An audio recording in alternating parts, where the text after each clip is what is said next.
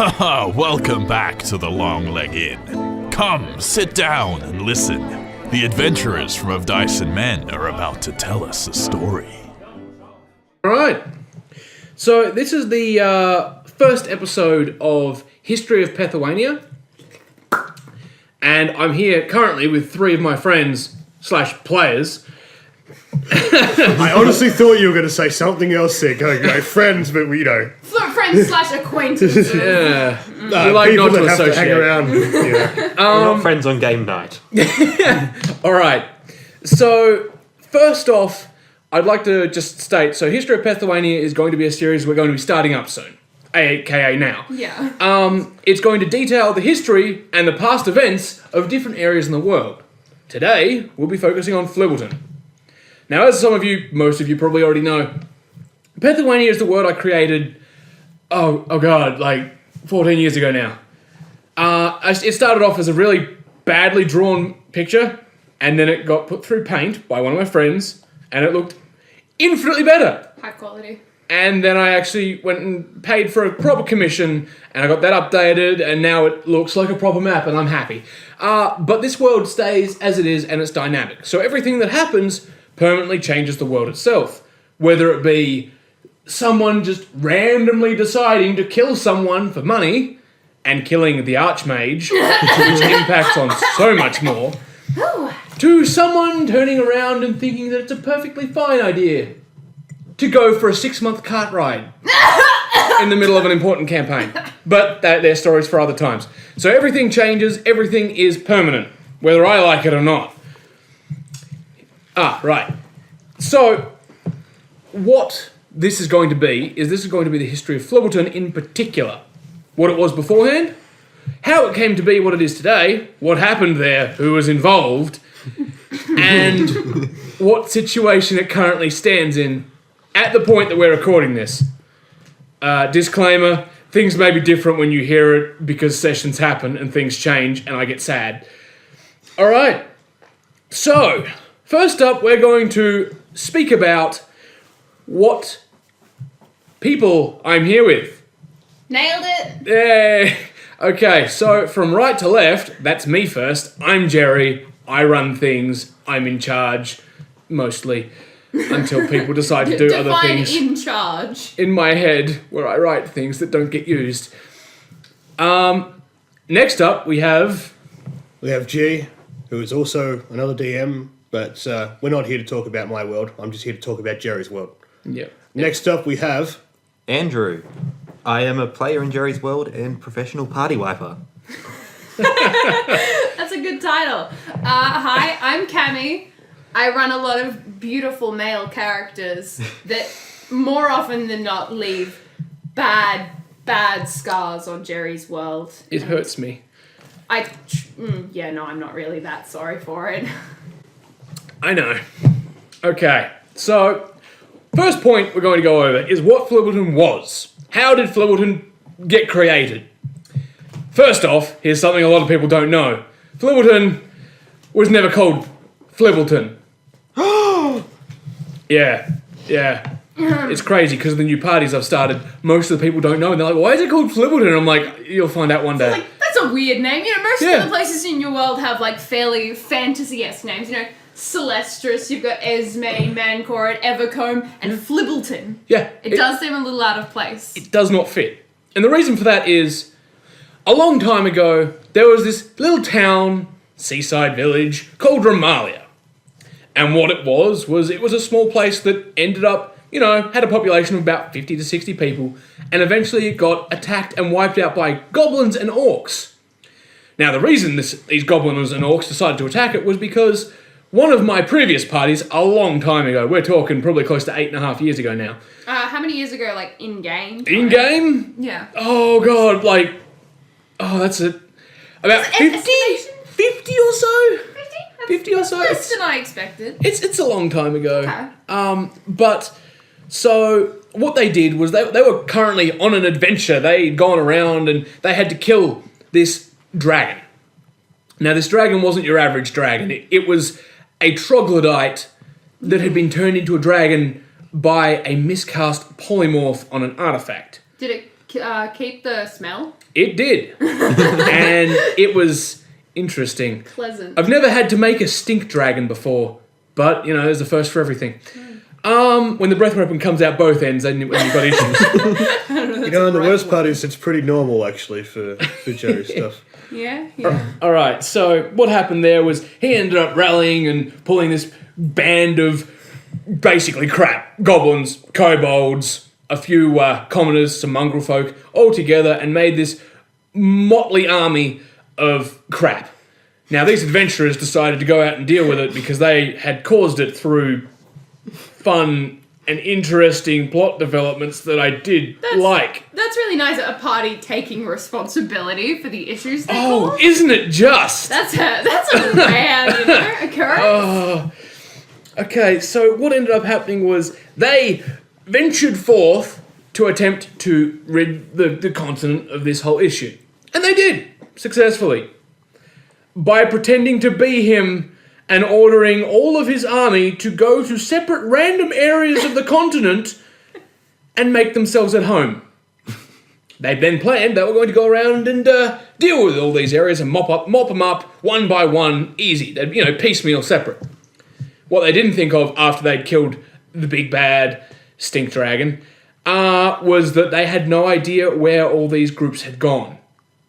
So they sat there for a solid 20 minutes looking at each other thinking, right, so we've just told them to go all around the continent and find themselves a place to live, you know, ransack whatever they had to do, and because we'd be able to get there beforehand because they had access to things like greater teleports. They could just pop around. They'd been around this continent, they knew.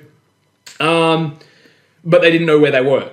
So they then spent the next few sessions teleporting around random areas hoping that they would find them. They ran into a few of them, they ran into a few other issues, they caused a couple of issues. Long story short, 6 months later of actual real life time, they eventually stumbled across the remnants of a city, a village called Ramalia that had been taken over and ransacked and destroyed. Now these people being, you know, the morally acceptable people they were, with consciences, chose to deal with their mistakes and make amends. Okay, stop looking at me. And they rebuilt Ramalia, repopulated it, and built it back into a town that could be respectable and was quite successful. They even ended up retiring most of their characters there or nearby in an effort to ensure that the continent was safe. I feel like this is some kind of, like, therapy session. Yeah. Or, like, I feel you like know, I'm getting guilt tripped. Yeah. Oh, really? Do you? It's Yeah. therapy for Jerry. Yeah, this is my Yes, therapy. this is. You guys have to sit through it now. I mean, this is all new information for me. I haven't heard any of this. So I still don't feel bad. Congratulations. Yeah. All right, so we haven't got to the point where that, you know, it's their fault yet. So that'll come. There's plenty of that. else's fault. Yeah. Yeah. So anyway, this all happens, and everything on the continent becomes more or less peaceful. There are still a few roaming, you know, bands of orcs, goblins, kobolds. There's still currently, now time, a small tribe of mongrel folk that live around and steal off passers-by, occasionally eating them. But they're fairly small, and no one's really stumbled upon them yet, which will be interesting when they do, because there's a thing that's with them. Ooh. But, you know, spoilers, so I won't go there. That's for another story when it happens. 7 years later. Foreshadowing. Okay, so then we get to speak about how Ramalia turned into Flibbleton. But to begin that point, I'm going to get each of these people to introduce the characters they were playing at the time. And you can make your judgments as you want. Gee. So, it was a character that I played. It was the very first character that I ever ran in Jerry's campaign. His name was Marlon and Wyvernjack. And he became a household name, still a household name staple amongst this group. However, he's actually really unimportant for this. Stupidly unimportant, because he had a familiar. It was a 4.5 foot long floating manta ray called Mr. Flibbles. Yay. I'm going to pass this on to Andrew now, because everyone knows exactly where this is going. I was playing an elf sorcerer called Sarend, which was actually my first character. At this point in time, I was actually playing my second character in Jerry's World, since my first character's head had exploded due to prior things, also in Flibbleton, Romali at the time, so that might come up later. But at this point, I was playing a character named James Marland. He was a young goody two-shoes paladin who was, into all things righteous, doing what's right, being there for his friends. He was also quite fond of Wyvern Jack's familiar, Mr. Flibbles. They were good friends. He saved my character from a dire shark once. It was good. He did punch that dire shark, I think, in the gut. Was that the one where he got his arm torn off by the shark and then punched it with his one good arm? No, Was that someone else? That was Buffy. Well, Hughie Iceberg. Oh, yeah. Yeah. These sorts of things are fairly standard. No, James was actually passed out inside the dire shark when Mr. Flibbles came in and rescued him. And then they had a bonding session. That was quite good. Yeah, the 40-foot nope sharks. I'm going through Wyvern Jack's diary, which is something I kept for the first character that I ever wrote, and it's something I keep reflecting back on. Now, Jerry told me not to, basically to keep this PG and not swear, but, there are things that I've written in here that may be reflections of my own thoughts. The F word has been dropped about 4 times, referring to these nope sharks. We have the censor ready. This is in a single paragraph. Now, one thing I had to keep secret from the Goody Two-Shoes Paladin is that Wyvern Jack was a necromancer. And he may have had a few screws loose by that time we had the ship. Cammy, you could explain the ship incident. We'll discuss that later so we don't get too far from the name incident. But yeah, the thing to point out about that was one of the reasons that Jane was so fond of Flibbles was because when Wyvern Jack was up to his dirty hijinks, he would essentially just send Mr. Flibbles like, oh, go play with the paladin, keep him distracted for a while. But yeah, I'll have to get one of you guys to actually start the story because I wasn't actually there for the first half of the session where the name changed. I was at McDonald's. Important things. Were either of you two there at the beginning? Well, I was there for when we went back in time. Yes, that's the bit that I wasn't there for. Now, my knowledge on it's a little hazy because this is something that's actually not detailed prior. Because that was when Wyvern Jack decided to try and start his business. And but prior to this, we had to go back in time because there was I'm pretty sure it was a curse. It was a character, someone that was had been cursed many, many years ago. It was a goblin. He was like a goblin chieftain or a shaman. And apparently there was this curse put on the town in a particular building. And long story short, we did full investigation and. Which led us to a point where we needed to go back in time to fix this so we could fix the stuff that was happening at the present. Now, they were where they were, in Flibbleton. Of course, the old party is retired there, so all their characters are here, and their old characters are the ones that are actually giving them these quests. And of course, in certain situations like this, helping them go and do it. Now, they wouldn't go and do it themselves, wouldn't, it varies from each one. Some of them had important business on the material plane, where they were right now, and couldn't risk going back in time, potentially getting lost. So, one of them decided to give these guys the ability to go back to attempt to retrieve an object in order to remove the curse. Which didn't go as planned. I was going to say, did we actually get that object in the end? Yeah. Oh, okay. Yeah. You got it. Yeah, okay. I just remember the corpses. Yes. Yeah. That was a lot. So basically, we all go back in time. It's roughly. I think it actually is. It's around the time where it's way before the time Romali was even founded, and this is during that time. This is probably the closest we actually got to this point where Jerry was actually going on about the people that took over this town. The Goblin Raid. And all I remember, I fondly remember getting into this town. A lot of our party members actually died during this. They were brought back, so, it wasn't a big thing. And no, that's not just necromancy either. They actually got brought back properly. I did offer my services, but they didn't like that. But I flew in on an enlarged Mr. Flibbles, hovering in from the above, and, I went to go and talk to this goblin shaman that apparently put this curse on the thing. Now, keep in mind, this is in the midst of a siege. Yeah. So his little guys are running through the streets. trying to fight off the guardsmen, and the rest of the party are lining up with these guardsmen to fight off the hordes, and then you've got this black-robed guy on a giant manta ray floating in front of a building where there is a tiny, colourful goblin shaman waving around a very large stick with a spiky bit on the end, almost like a scythe. Now, the thing that made him stop was the fact that I called out his name. Now, I actually do not remember this goblin's name because this is going back 2.5 years. But I called out his name, and he stopped. Just call him George. We'll For call the him sake of George. story. George the Goblin Shaman. Yeah. And Curious Gorge. Curious Gorge went and raided a village. So I called out his name, and he stopped. And he reached out to touch me, and I thought, I failed my spellcraft, but I went, I'm pretty sure this might be comprehend languages, because that's how it works, right? And then he just does damage to me. So I took exception to that, and then used harm on him, and popped him out of existence for 120 damage. He had 41 HP. Well, all right. Overkill, yeah. So, satisfied with Wyvern being satisfied with fixing the past, turned around with this and negotiation. realizes that there are a lot of goblins and a lot of, greenskins running around this place. Racist. And that was probably the first time I was terrified because Mr. Flibbles didn't die during this, but basically all of us except another past character and Cammy's character.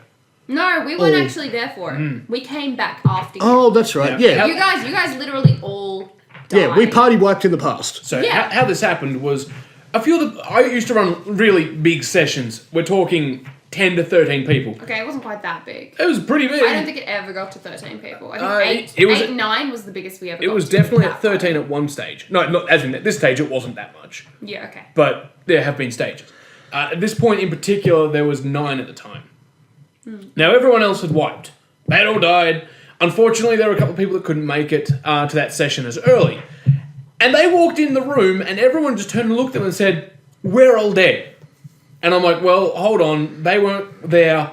I don't want them all to wipe here. This is in the middle of a campaign I've been running for a bit. I don't want people just to all party wipe at this point. Especially because considering a lot of us are on our first and second characters at this point. Yeah. So I'm trying to be a little nice. And so I'm like, okay, everyone else, head upstairs. No words down here. Go do whatever you want for the next hour or so. We'll organise it from here and we'll see what happens with these other people. So how I ruled that was these two people came in and turns out their characters were doing something else in town while everyone had gone to the past. Probably sleeping. Yeah. So these guys had to go, I'd say back to the past, but it doesn't work here. It makes Back me to sad. the future. to the future. Past. That's yeah. later.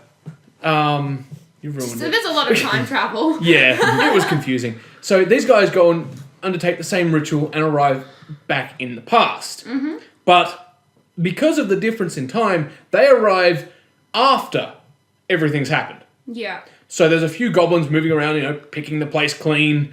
Not many. We're talking maybe a dozen. Now, that's not very much. We murder them.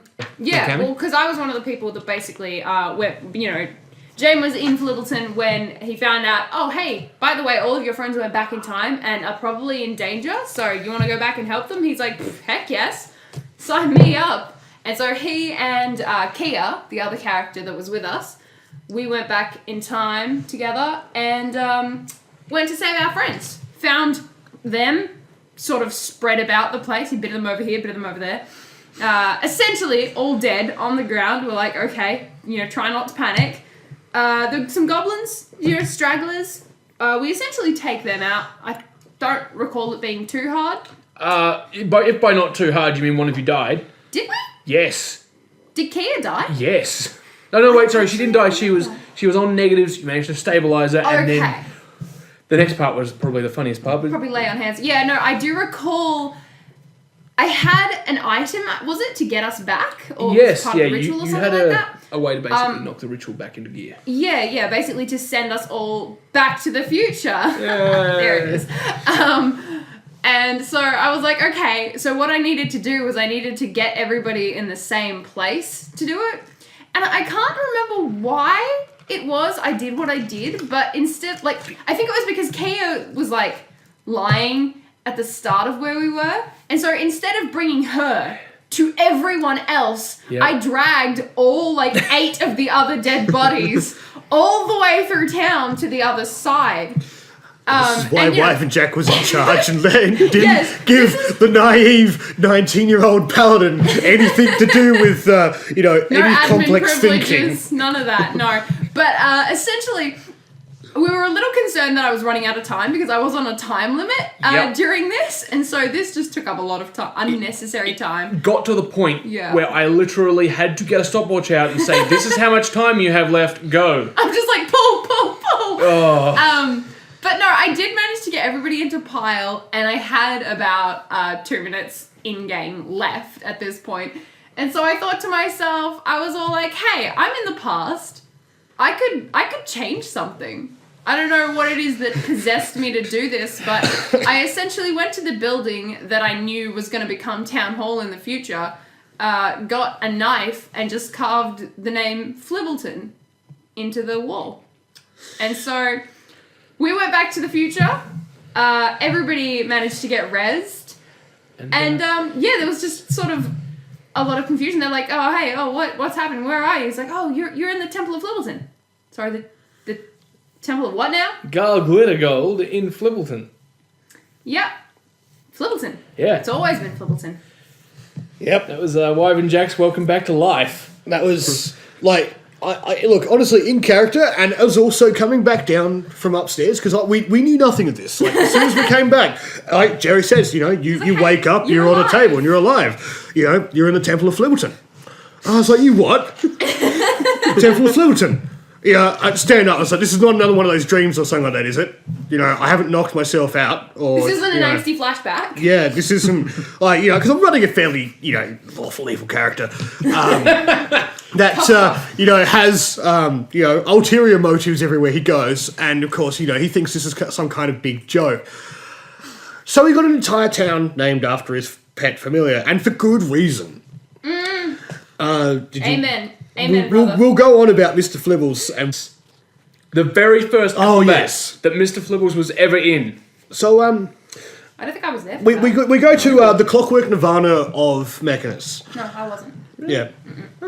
And so we turn up, and Mr. Flibbles is, he got summoned during a trip sailing across the ocean at some point, and I can't remember the exact point and location, but we found out that Mr. Flibbles has a problem. Now I'll go on about that afterwards. It will But it was apparent. never really discovered until we started getting to a point where we started getting into a lot more combats, and things were not going exactly our way. So Mr. Flibbles was we were on the Clockwork Nirvana of Mechanus, and we're fighting demons, and we're having a lot of trouble with it. Casually. Now, if anyone knows, I actually took the name Mr. Flibbles from a certain TV show. Red Dwarf, isn't it? Yes. Yeah. And Mr. Flibbles was true to the name of being Mr. Flibbles is very cross. Now, every time Mr. Flibbles entered combat, two entities will turn up, and then that entity that leaves that combat will still be Mr. Flibbles. There have been two accounts on Clockwork Mechanus where we had one combat versus, I think they were Bone Demons?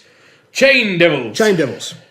Chain Devils. Now, I know we wanted to keep this PG, but we're going to go into a little bit of violence here, because Mr. Flibbles was probably the most violent manta ray I've ever witnessed. Now, these things are majestic sea creatures. Yeah, keep that in mind. Mr. Flibbles is not anywhere gentle. Now, just before we go into further detail, I use The crit chart. a different crit chart. I have effects where you can, when you crit, you'll roll and you can hit different parts of them or cause long-lasting damage. Sometimes it's short-term. Sometimes it's a really bad thing. Like you've just, some guys crit you with his great axe. He's chopped your arm off. You need there to go goes get my that eyeball. fixed. Yeah, well, that was interesting sometimes. Now, this has gone over many incarnations of balancing and fixing. I'm pretty sure it's at a decent point at the moment. But this was back then. This result is still on there. It's always hilarious, and it was pretty terrifying. So, we were having trouble with these Chain Devils. And, we moved in, we're walking along the platform, everything's moving because it's Clockwork Mechanus, and, it's a pain. And Mr. Flibbles had finally had enough of this. You notice the Chain Devils were, kicking the crap out of everyone else. So he charges headlong into battle, uses his stinger, and manages to rupture the testicles of one of them and killing it outright. It was terrifying. Immediately after that, Mr. Flibbles had tasted blood. So the next turn, he spots another Chain Devil and literally puts his stinger straight through its eye, killing it outright. It was that moment where everyone went, hang on, holy crap. No one, even the frontline fighters were having difficulties with these things, and yet we have a floating sea creature that's meant to be a docile, gentle sea pancake that has just utterly destroyed these two demons. And during this time, Mr. Flibbles has helped out. He was the MVP of the party. 5-foot pit trap. Mr. Flibbles would be a floating platform. Mr. Flibbles wasn't getting paid enough for a lot of the things that we're doing because everyone actually came to rely on him. Yep. There were so many occasions that there was a problem that needed to be addressed. Oh, what's that? Impending character death for 3 characters because they would try to jump over a 10-foot gap and failed, and then tried to throw a heavy sword, stone sword, over the gap while the other person's holding onto the edge. What's that? Mr. Flibbles will save them. If Mr. Flibbles wasn't there, 3 characters would have died at that point due to A, bad rolls, B, terrible decisions, and C, more terrible decisions. Look, man, that hole was 10 feet wide. Yep. And no wonder Mr. Flibbles was very angry because he was surrounded by idiots. Oh, I actually nat 20'd that hole with full plate. You nat 20'd like 3 holes I did in your full plate. over I'm like, all of what? those holes. Yet the lighter armoured rogue and the friggin' ranger could barely jump him. Look, man, them's the dice. So, moving on from that point, we get to the ship incident. Now, there are 2 incidents here that everybody hates me for, and also likes Mr. Flibbles for. Now, Mr. Flibbles, as we said before, saved the paladin from the 40-foot nope shark guy tearing off its dorsal fin and, basically tearing it to shreds. Literally, picks Jame up. You know how superheroes do it with the women? Yep. You see Superman, holding a woman. Like That's what it cradling was. It was essentially Mr. Flibbles cradling Jame as he flew out of the nope shark's mouth. The other incident... Now, the nope shark is around about 30 foot wide. 40 foot. Sorry, 40 40 foot. foot. 40 foot nope shark. 40 foot. They're huge. They're the size of a small boat. Now, these guys are on quite a large ship at the moment. But yeah, there was a small... A ship that we borrowed. Yes. A ship they borrowed. So, Wyvern Jack, being the noble leader of the party, decided to take take leadership and captain the ship. So we're getting attacked by these sharks and we're blasting them with cannons. And I have written in here that Wyvern Jack loves cannons. Just going to put that out there. So we have one of these sharks manage to find its way to the hull and basically bursts through. And, there was Wyvern Jack, and I think it was Jane by that point. He actually finally got back on the ship after that point. Had previously been rescued. We were there was a cannon that was facing the shark that was poking its head through the hull. You made it face the shark. And, no, it was already facing that way. No, it rolled back because the ship had been tilted. Right. And so we're like, we'll just roll the cannon into it, and, it should kill it. We didn't realise at this point that shark was on 1 hit point. Now, Wyvern Jack, in his infinite wisdom, was like, no, screw this shark. This thing is, it's ripped a hole in our ship. Decides to use prestidigitation to set off the cannon. The cannons that do 20d20 damage if you get hit. Enough to paste pretty much a human being, to pulp. Now, this shark itself was lodged in the hole it had made. It was not only able to move further into the ship, it could not move backwards. It was caught. It was almost plugging the gap itself, which resulted in... catastrophic explosion, and then a giant hole, and then a lot of water that were coming in. But we were lucky though. I had a plan, and I already planned ahead for this. A lot of We had yes, there was a lot of screaming, and there was a lot of maniacal laughter because it was hilarious, and everyone else was looking at me, essentially giving me the death stare of we've just screwed up everything. I actually don't think I've ever been madder at another player than at this point. Because I did try to stop you. I tried to grapple you, and I failed miserably, despite being a frontliner and... Him being a wizard. But we had a staff that basically turned water into ice. So grabbed the staff, started patching the hole, and it worked. It was great. It was temporary. It was just a temporary fix. The problem is the ship wasn't exactly in good... wasn't really in good shape. Yeah. So we decided to turn around. So just giving you a bit of background. This ship is worth hundreds of thousands of gold. We did not know this. We're talking probably closer to 2 million than 1 million. And so it had all the bells and whistles. It had magical cannons. It had protective magics on it to prevent other spells from hitting it. It was more armoured. It had been reinforced. The hardness had been increased. This ship was the bee's knees if the bee's knees could float on water. If the bees had knees. Well, that too. And these guys got lent the ship because one of their friends needed something done and couldn't go and do it himself. So he was like, look, I borrowed this ship from someone quite important. Please look after it. It is self-repairing. It is very, very durable. But if you get it past a certain, we'll say the breaking point, the enchantment cannot fix things. Did we actually know it was self-repairing? Yes. I thought we didn't know. You knew it was self-repairing because it had been attacked by the sharks, and you'd noted that some of the wooden planks had started to reform back onto the ship. Well, I mean, I was inside a shark. Yeah, that was from someone from the outside. All I'm going to say is by the end of this was that, just to quote what I actually wrote down during that time, was, new plan. Cost me a lot of money, and I owe someone a new boat, and suddenly the end of the mortal realm doesn't seem so bad. Debt is a scary thing. Yeah, that was because we owed, I think it was about 800,000. It started at about that much. Yeah, it was about that. But that's actually a part of another thing that we'll go on about, but we'll continue on just with Mr. Flibbles. So Mr. Flibbles, eventually on that point, we decided to go and find a lich. And that lich was something that... Basically, we had some other past party members come with us. We had some... who were they? I actually can't remember. For which bit are you talking about? When we're taking out the lich. No, I know some of those. I was just going to say briefly, the reason that we went to fight this lich was because we were now doing favours for the man who had lent us the boat. It wasn't initially his boat, but we were currently at a point where we're like, he's like, you just broke the boat. I asked you to take care of it. You just broke the boat. Oh, we also needed the phylactery as well. If he asked us to do anything, we're just like, okay. Okay. Yeah. But yeah, there were a number of old party members from parties well before us. Yeah. That joined us on that fight. The Crimson Knight, I remember him. Oh, good times. So, we get to a point where, because we needed to get this lich's phylactery.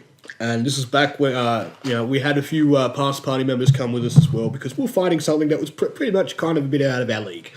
And we didn't, there's a whole situation there that you guys will probably already know about, what we're going to talk about later on, is this guy needed to die. So we turn up, and basically, long story short, liches love Mordekainen's disjunction. And he popped that. A lot of people lost a lot of magic items and lost a lot of magic. It wasn't great. Everyone was cowering. I mean, all I remember was Wyvern-Jack got hit with feeble mind, and with intelligence, wisdom, and charisma of 1, it was a drooling mess on the ground. However, Mr. Flibbles had enough. If he wasn't pissed off to begin with, he was now.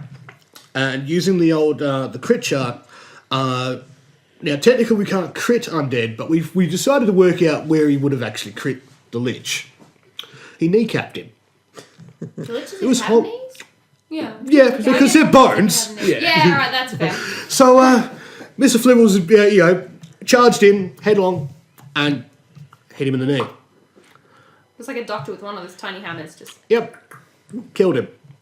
There This is after Yeah. we'd been attacking the Lich a few times. This wasn't like the first thing that happened. Nearly everybody was cowering behind the Knight Shield. It was the Crimson Knight The that Crimson I mentioned. Knight, He had yeah. this amazing shield that basically protected us from all of this guy's death rays. It created an area behind him that couldn't be affected by certain kinds of magic unless they passed the roll to get through. Yeah. Which they didn't for the most part, which was a nice So we breather. were all like, let's stay behind him and stay alive. So by this point, we got to a point where we actually had the quote of "You don't quibble with the flibble," and so. Basically the Lich Slayer, the Shark's Bane, the Perforator of Eyes and Rupture of Testicles was that of Mr. Flibbles. He got to a point where, as I said before, he was more than relied on. He was the MVP. And then we had a point where he died in combat. He got taken out. He got half his dorsal, got half his fin ripped off and basically got killed outright. And I remember having to walk outside and think, Let it sort of sink in. it happened. I knew it was going to happen at some point. I was going, he was going to get killed Death is inevitable. because the crit chart. That's what happened to him. He basically got torn in half and died. And during that same fight, everybody just stopped. Everyone was dead quiet. And I felt something then. And then Andrew's character died straight after, and no one cared. And it was just great. Basically, this little,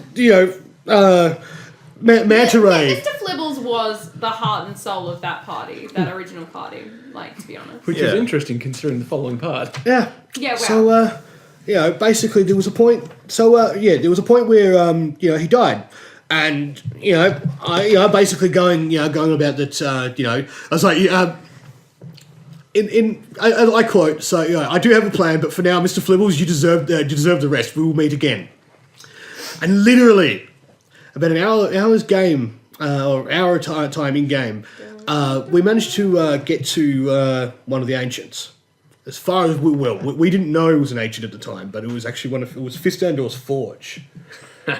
That's something we'll get onto in a minute. So, But he gets brought back, and he's half pure mechanical and half manta ray. So wait, no, that wasn't Mr. Flibbles there. Mm-hmm. No, that was the Mr. Flibbles came back through Nerul. Yeah, Remember? it was necromancy because you ended up no, he because- died the first time, and then he came back undead That- the second time. really. I thought Yeah. that was the first. No, he Oh, was my half. bad then. Because eventually, you just sort of ruined my joke, but basically what happened is to say he became job. half mechanical, half undead, old bastard. And that's what he was. I even have a picture of him somewhere in here. But obviously you can't see it, but I'll probably post a picture up of him. We'll Yeah. get that sorted. We're going to organise some visual aids, which you'll be looking at right now. Yeah. Great, it'll make 5 times harder to upload. Basically, Mr. Flibbles was no longer, a manta ray. He was now a cold, undead, mechanical killing machine, and he was deadly efficient. Robo Ray. Simply one hell of a manta ray. Yeah, References. new and improved mechanical with the mechanical wing, undead distracts naive paladins. Yeah. I won't say the last bit, Oh. Some things are better Yeah. not said.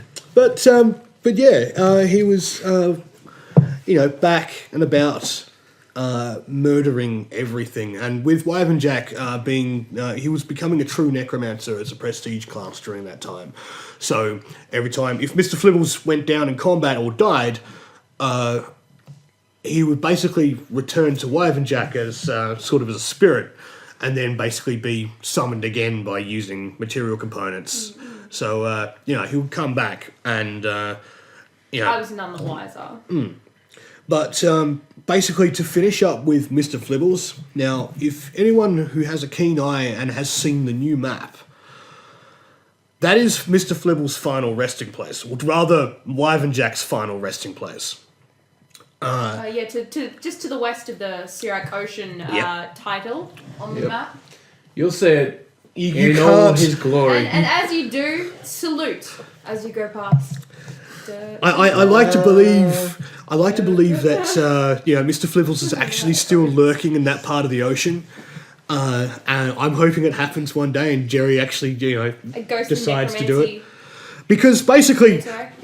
we party wiped on it. Now, without drawing this conversation out too long on a goddamn manta ray. Right. Heart and soul of the party. Yeah. Right. We all party wiped on a ship. We're fighting a ghost ship. Now, not quite everyone party wiped. No, we did not party wipe. Thank you very much. Yeah, but I mean the main people party wiped. Oh, wow, rude. The people that were important, like Sorry, Mr. who Flibbles. was it that lived longer? Hey, Mr. Flibbles was undead. Who was it that inherited the debt?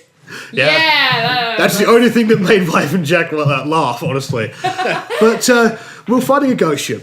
And the ghost ship basically eats people, spits out skeletons, and basically keeps its crew running. Now for the ship, the rules were the ship had an extremely high health pool. AC wasn't very much, but it was very durable, very tough.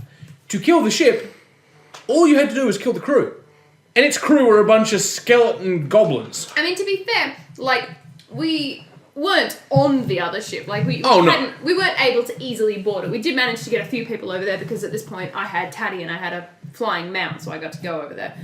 But we were essentially kept trying to hit the hull of the ship, which is big and alive and had a big mouth, to not, much success, but we didn't know. I nearly had control of it twice. Nearly. Yeah, how did that work out for you? Well, a 5% chance, apparently. So, prior to this, I got cursed, and I had something like -12 to like my reflex saves and fortitude saves, and I didn't know what was happening, but that was because of another completely different plot point during this point. Unrelated. But the ship is about to go down, and Wyvern Jack's standing there. Mr. Flibbles had already been killed off for the last time, and returns back to Wyvern Jack, and it decides to knock down the mast.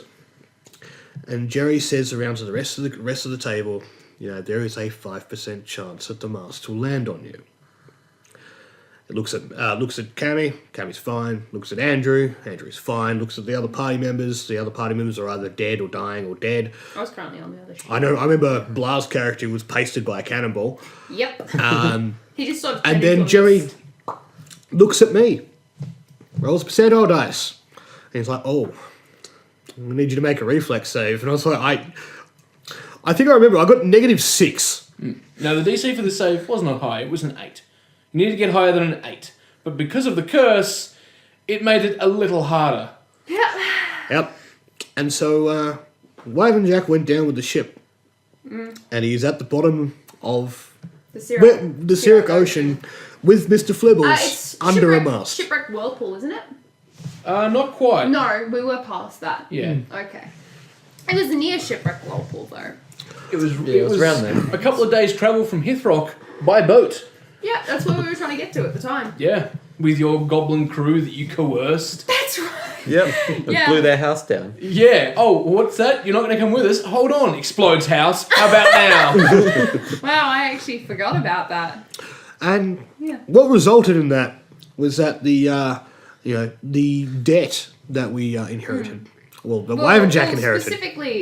Specifically in that fight, it got to a point where everybody was dead except for myself, Kia, the girl who had actually gone back in time with James earlier, and Taddy was also down. Okay, so earlier on I'd gotten my paladin mount,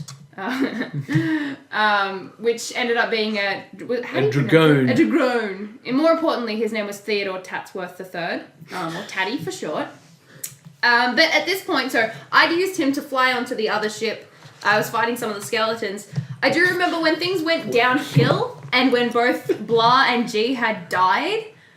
So Wyvern Jack and whatever the name of Blah's character was at the time, I actually don't remember. I feel so bad, but I can never remember most of his characters' names. Yeah, some of them stick out, like Gremrig, and then after that it's just sort of gone. Oh, that's beautiful. Wow, okay, so here is a visual representation of Theodore Tatsworth III, the Nope Cat. But essentially, when I noticed that things started getting really bad and almost everybody had died, I decided to stop killing the skeletons, even though there were only like 2 of them left. One of them was Andrew's sorcerer, by the way. Yes, because every time the boat ate one of our team members, it became one of the skeletons on the other side. I do remember Yeah. Benson coming into this with what was his character's name? Zax. Yes. Zax the Lizard folk ranger. lizard folk ranger, and he came into the group, He was- that session, and He was at the bottom of the ship and he came above deck. Yeah. yeah, he came above deck, and he was all, because a lot of other people had died, and we were all sort of like complaining about it. The player Benson, he said, "Oh, I've never had a character die before." Famous last words. He literally walked up onto the bow of the ship, swung his extending mace, which was kind of cool. Think like the extending staff that Goku has. Swung that over, hit this thing like 20 feet away, slapped it in the face a few times. It then decided to attack him. It crit him. He then died and was inside. And he just looked at me. And he's like, I haven't had a character die before. It was essentially like less than a minute after he had said that this happened. Yeah. But yeah, essentially everyone else is dead. Kia's on the other boat fighting on her own, slowly getting surrounded. With their, we had a helper. We had a robot man with us. It was Fistandor's Oh, yeah, you statue did. guy. That's right. It was Yeah, he was literally. Rock and Sock and Robots. Yeah, it was actually no. We kind of realised he was like Ryu from Street Fighter in robot form, but it was Rock and Sock and Robots. Yeah. Yeah. He was a, his class... He was a Warforged. He was a Warforged, but he was a Warforged cleric / artificer. Yeah. And he had a few things inbuilt into him. Instead of carrying around items, he was magic item. Yeah, he was with us and he was helping us, but we knew for a fact that he couldn't just get stabbed, and so I was like less concerned. So he was trying to help us get people off the boat. Was he teleporting people? Yeah, he had a couple of casts of teleport on an item that he had, but he could only use 2 of them left, 2 charges. And it was him and Kia, wasn't it? It was him, Kia, and one other person was on the boat. Because Hughie Iceberg was also there. Oh yeah. Because all I remember was I think Hugh got away with the teleport.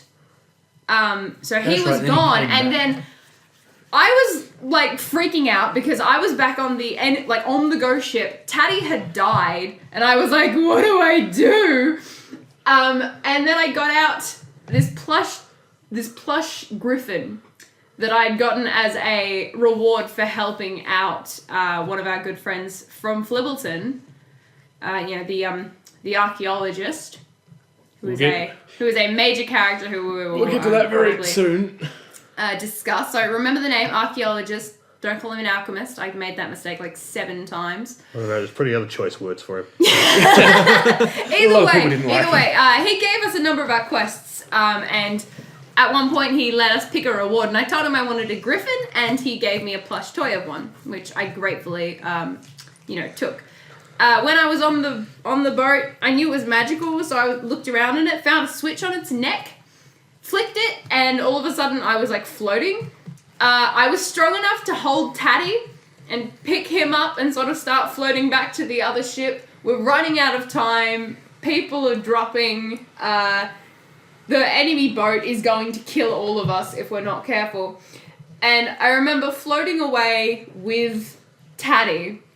And as I'm floating away, our other remaining party member, Hughie Iceberg, manages to get out. And I realize that it's just Kia all alone on the boat. And I'm on really low health at this point. There are enemies everywhere. And I'm just in this moral quandary where I'm like, do I go back and save her? Like, if I try, and that's all it was going to be. It was just going to be trying. I will, 80% chance that I'm going to die. That we're both going to die and it will be pointless.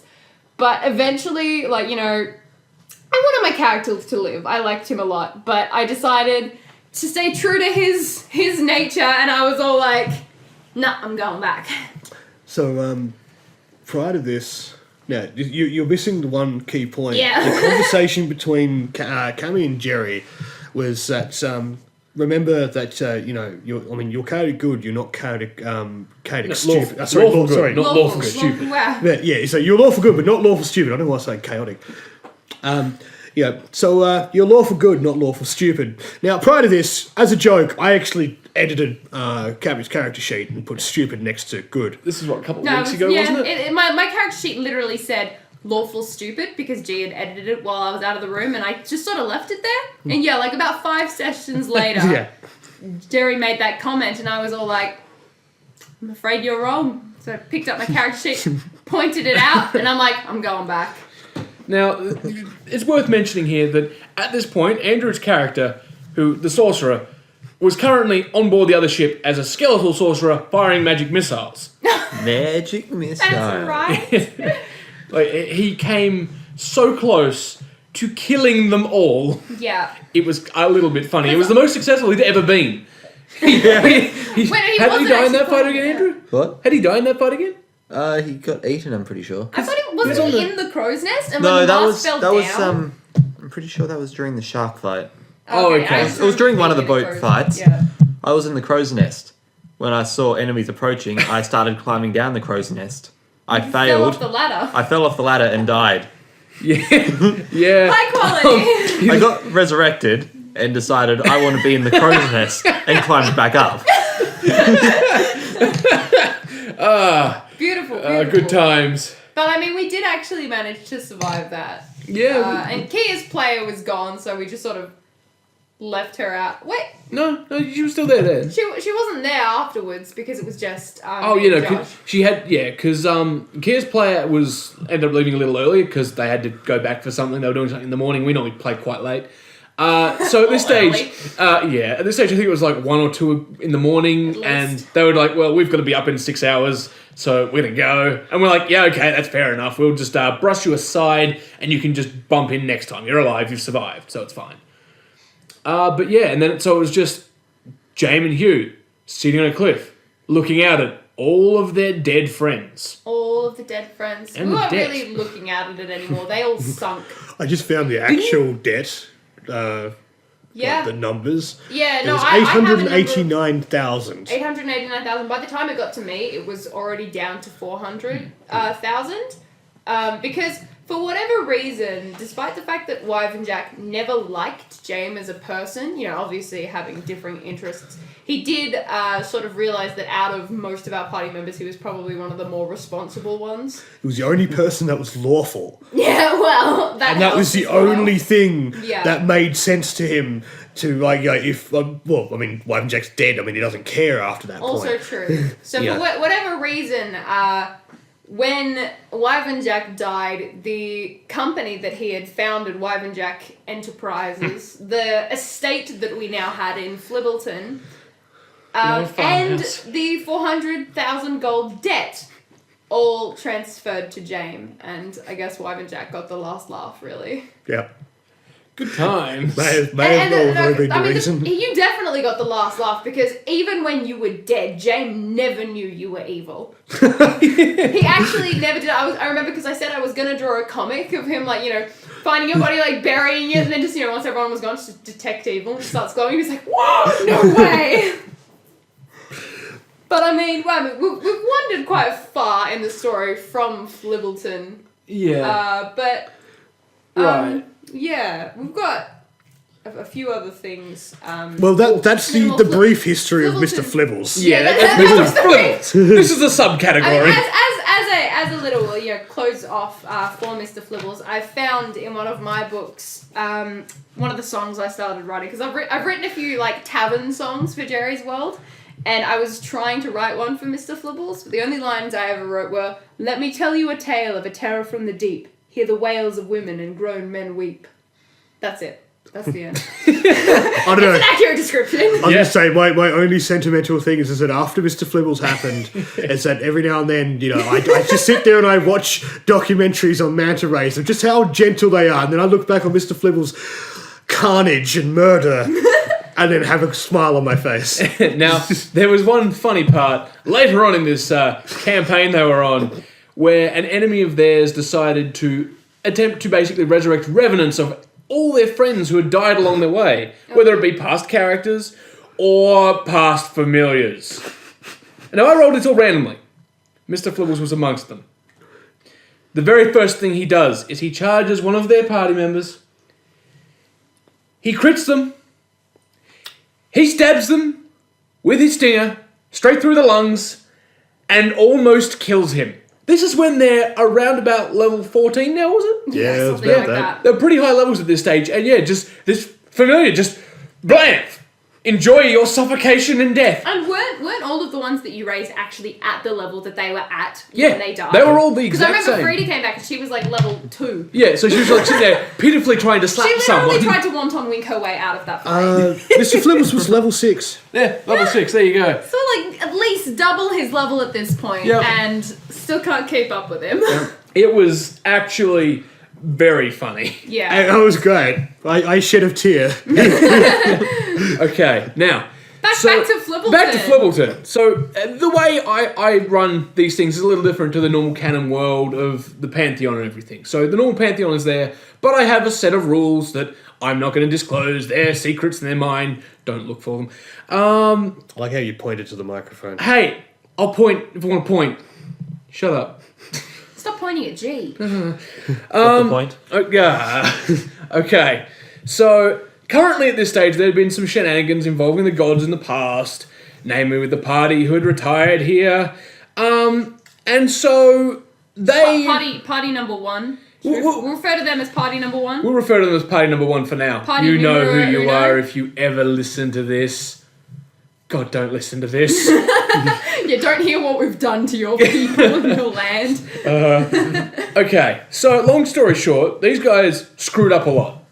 But as you know, they took responsibility for their actions. Yeah. That resulted in one of their players essentially picking up the mantle of Paylor and taking his place after accidentally removing him from power and other things. We won't go into details, but long story short, Paylor is currently an eccentric prankster wizard on the material plane who does good in his spare time.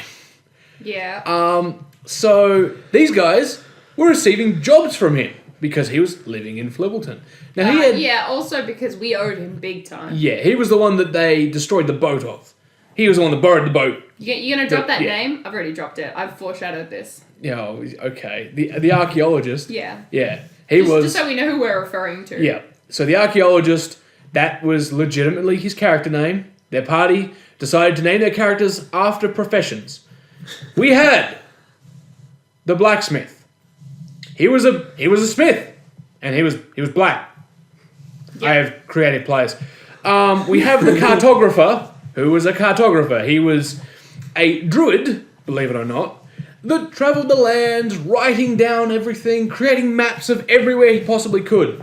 This even involved, at one stage, sitting in a fight with a dragon, writing a map of the dragon's lair, while getting hit by breath weapons, and at one stage he even got punched, and proceeded to, instead of healing himself when he was on 3 hit points, making sure he put his map in his map cover first.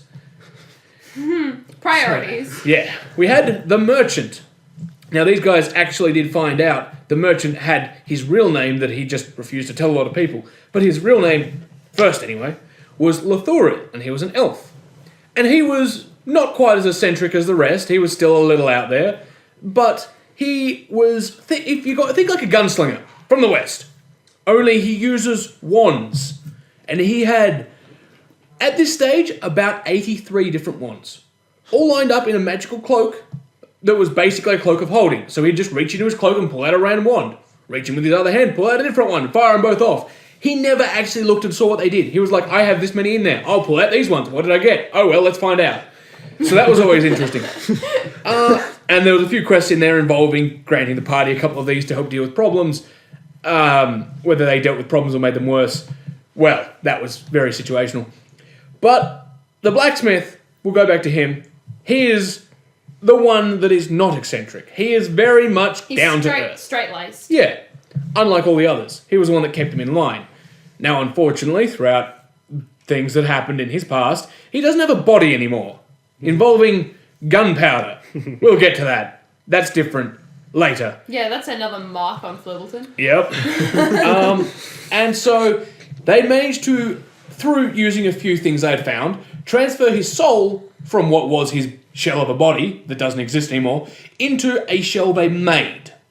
So think, if you've seen Full Metal Alchemist, think Alphonse. Yeah. They basically did that. Only he's able to bounce in and also, out of these different... They didn't lose an arm and a leg. No, they process. lost everything instead. In doing that? Yeah, he lost his entire body. No, I thought he'd already lost his body. Oh, as in putting him into it. Yeah, because of Oh yeah, no, that only cost them 400,000 gold. That's cheap. Okay, So could have used that money. coincidentally.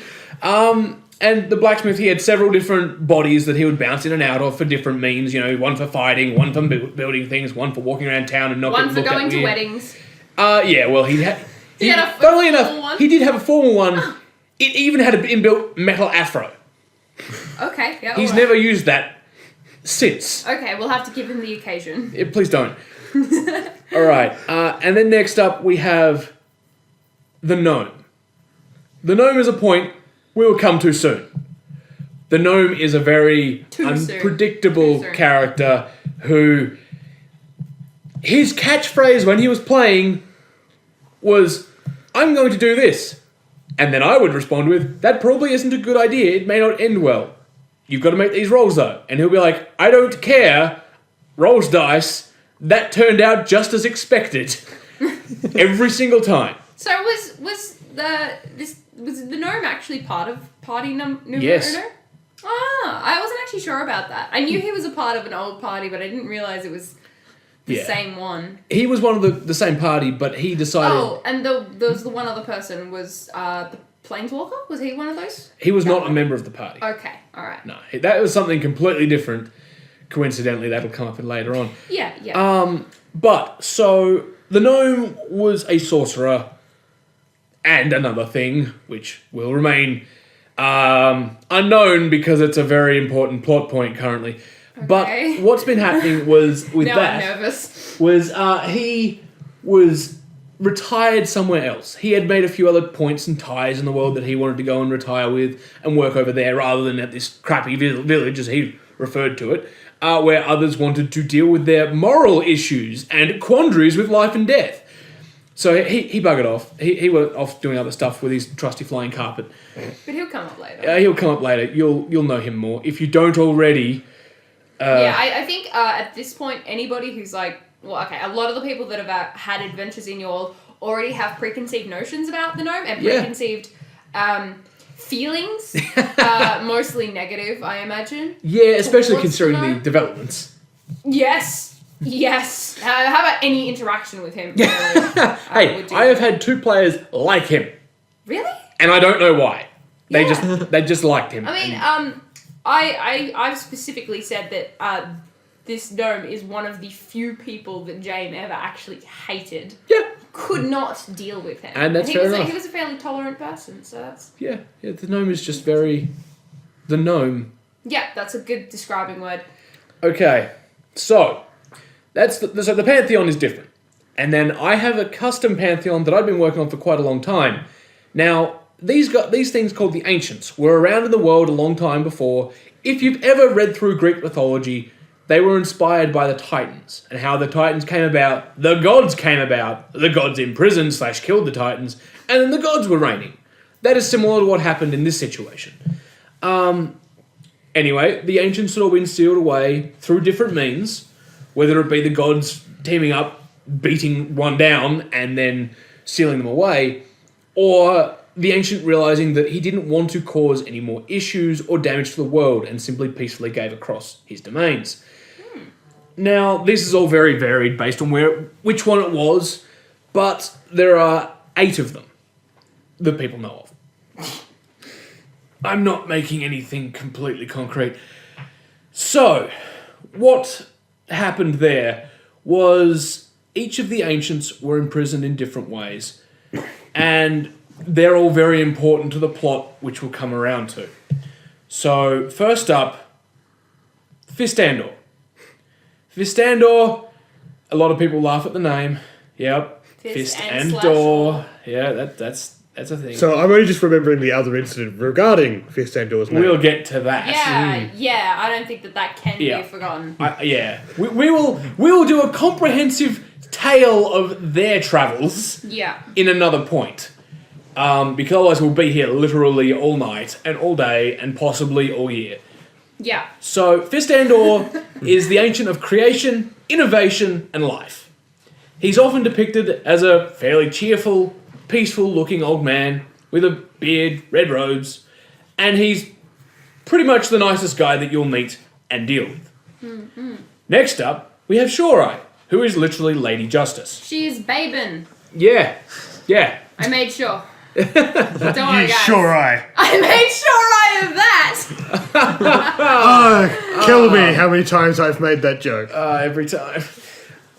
So, her domains are protection, justice. Goody justice. Justice. Woo.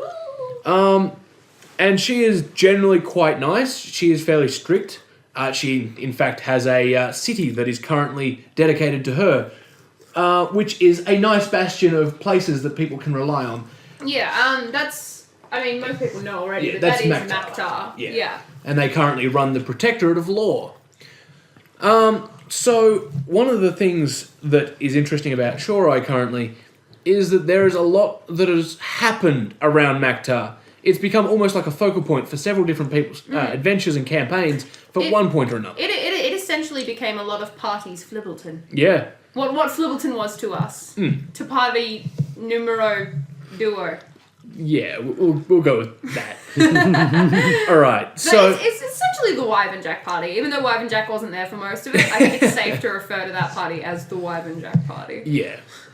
Okay, so next up, we'll go to Querez.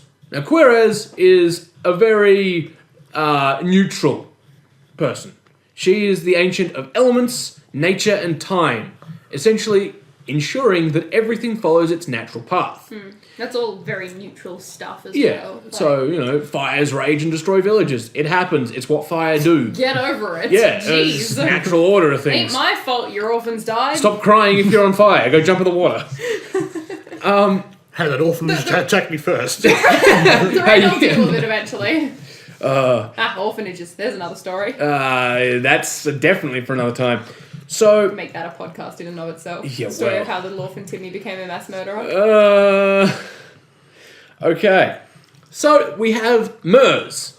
Mers is the ancient of betrayal, murder, and destruction. He's a mean guy. Backstabbing. Don't Yeah. trust him. No. Preferably don't. He is a big bad that has quite a large effect later on. Then, you've got Korath. Now, we're going to save Korath till last, because that's important. So good job for mentioning him. Yes, indeedy. This Alrighty. is potentially a name that a lot of people have heard at this point, and probably know why, but... Not many people know why these days. Really? Yeah. Jeez, history gets lost fast! Oh no, people find out about it, or Half people... the world dies and everyone's like, yeah, that's last week's news. Hey, some characters know, but the players don't. Did you hear about the V-neck? That's the new big thing. Right, so you got Valania. Now, Valania is a tyrant. She is almost the opposite, not so much the opposite, but to Shorai. She is incredibly strict. She's an extremely mean Shorai. Yeah. So, Also, whereas... she's less bathing.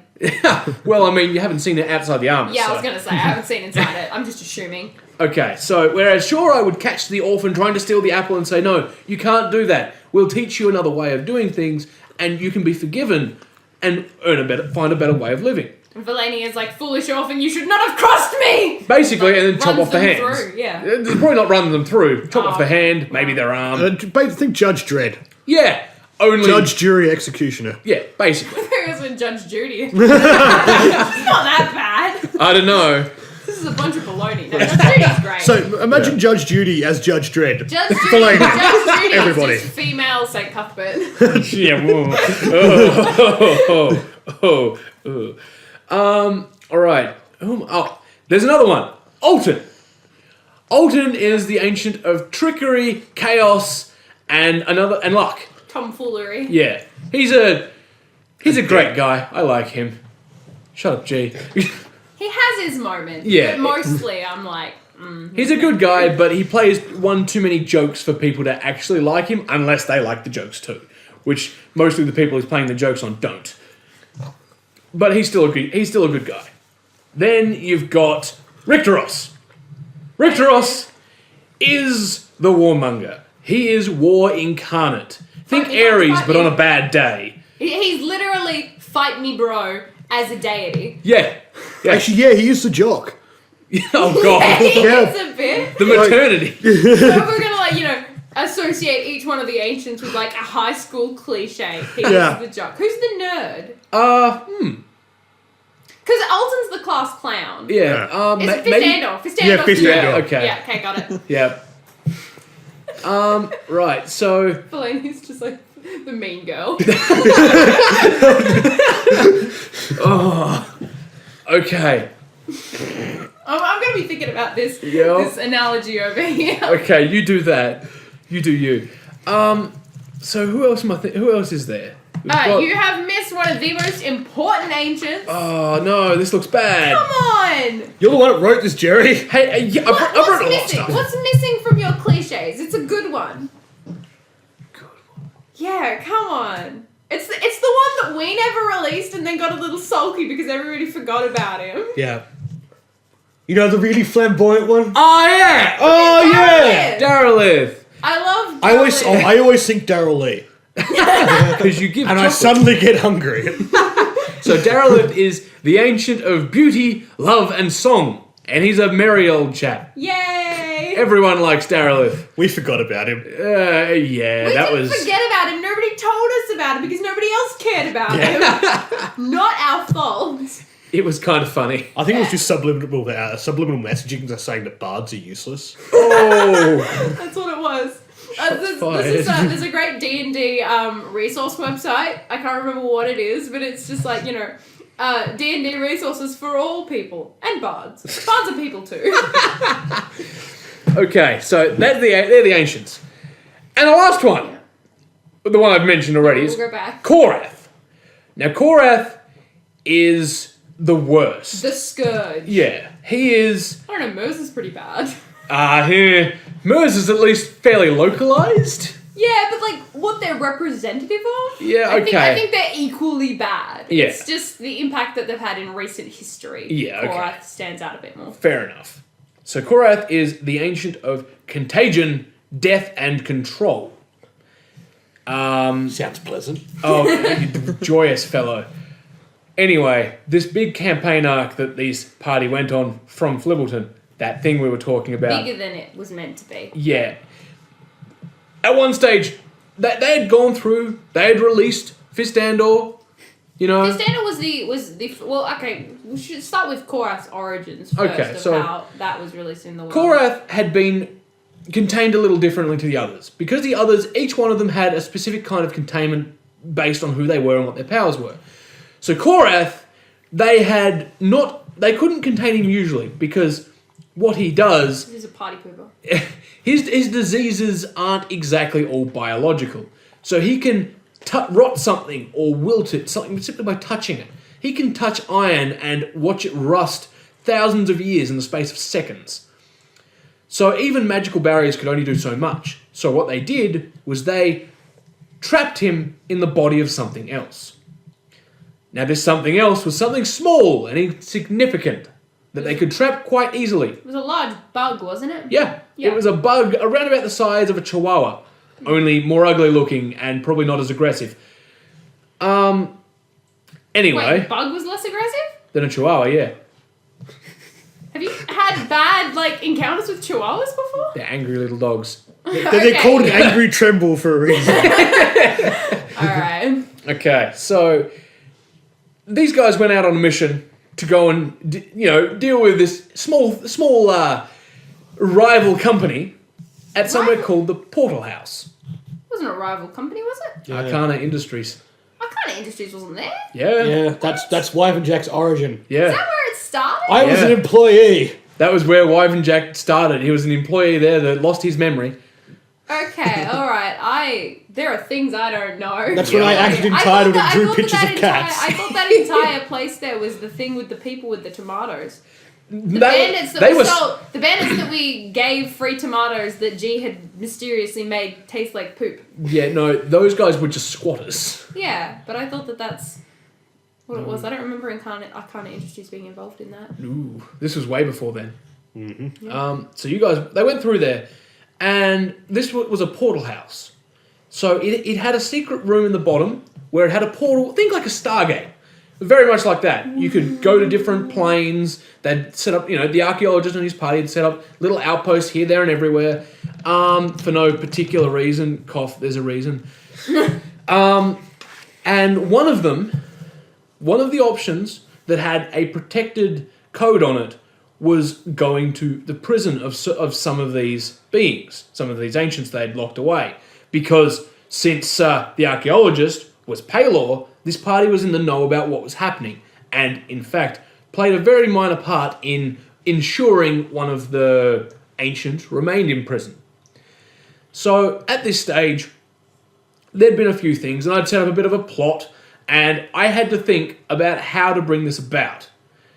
Now, I had expected it to sort of happen, and the swarm of strange, freaky insects and almost like zombie-like creatures would roam around these areas.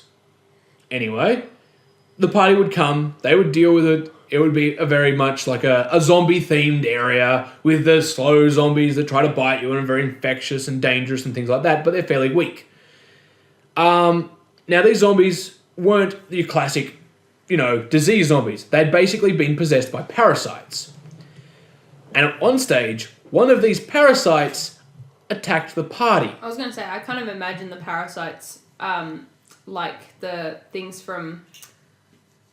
It's not actually in Alien. You know the face? Facehugger? Yeah, facehugger. That's how I imagine them looking. Like slightly more insect-like. Yeah. Like beetle-like, but that's just how I imagine them being attached to people. Think sort of like that, but from the back. So the thing goes into the spine. Yeah. Still gross, though. Oh, yeah. Regardless. And we were trying to burn them in the bottom of a pit, weren't we? Yeah. Or is this party one that's being attacked? This is basically... No, this is when you guys went through there. Okay, How you cool. destroyed the stairs. I'm caught up. Yeah. I was there. I remember that now. Okay. I remember I was trying to burn them and it just wouldn't work. Yeah. Stupid bugs. And so what ended up happening was one of the party members got attacked by this parasite that then, after attacking him, dropped dead, curled up and died. Just for no reason. They were a little confused. They went about their business. They finished up here. And then before they went to leave, there's one of the party members at this stage. Was that wasn't Hugh, wasn't it? Cree. Cree, that's right. Cree, which was the Hugh G. Iceberg's player, his previous character. And they went to escape. Anyway, at some point, something resulted in the stairs being destroyed. I don't remember the stairs. The stairs were already gone at that point, weren't they? Right. That's the whatever it was. We were attacked or something. We were actually under physical attack just outside the house, and Cree went down, and nobody was near him. Nobody could heal him. And we knew he was on negative, 8 hit points. And so, as a last resort, I threw a potion at him in the hopes that the amount that he healed would outweigh the amount of damage he took from the glass shattering all over his face. It didn't. Yeah, I normally rule it as just base glass. If you're throwing a bottle at someone, it will do. It was like a lessened amount of healing, but there was a potential that it could have stabilised him and saved his life. Because the bottle itself would do 1 to 2 damage, and then the healing from the potion, which was halved, and would occur at the end of the round, was there. After it. Yeah, But so the bottle killed him. there was a 50-50 chance that hurling the bottle at him would kill him. I refused to take responsibility for that, though, because I tried to help. Yeah. My only other option was to just let him die, so... Yeah. It was a bit of a bad situation at that stage because the way the combat had played itself out was a little awkward for how things happened. Anyway, they take him back to town. They go back there. To Flibbleton. Back to Flibbleton. Yay, Flibbleton, that thing we're talking about. The thing we occasionally mention. Yeah. So they go back and they take their friend Cree and they're like, he got hit by a parasite. Save him. Bring him Something back. happened. He's dead. Please help. He's looking really pale. He had started to deteriorate visibly. I don't think his eyes were that colour initially, or his lips for that matter. In fact, I don't think they were detachable back then either.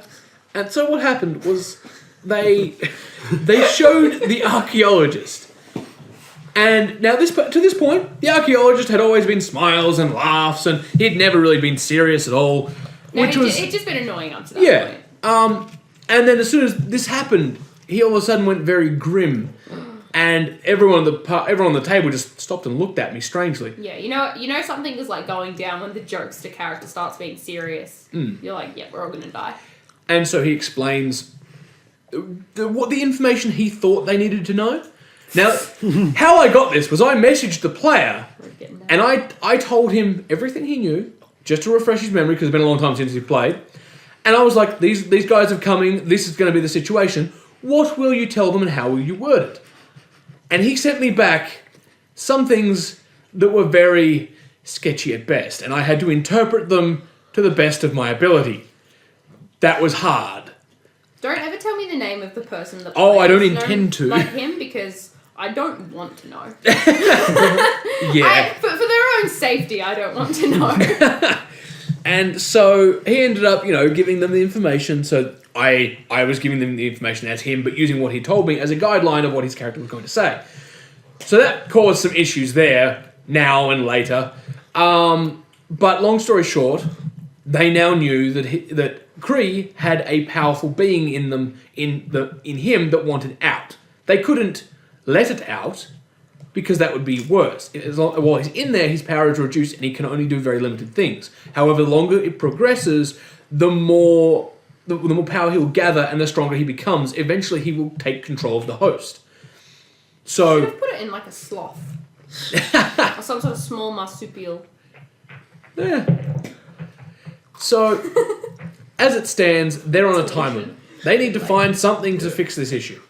They go through a lot of different things, they try a few things, and eventually they end up settling on having to go inside his mind. Go in his brain. That was fun. I just remember at the beginning of that little adventure to go inside his brain, I specifically asked if it was going to be like a dangerous thing. And I remember the archaeologist being like, no, it shouldn't be.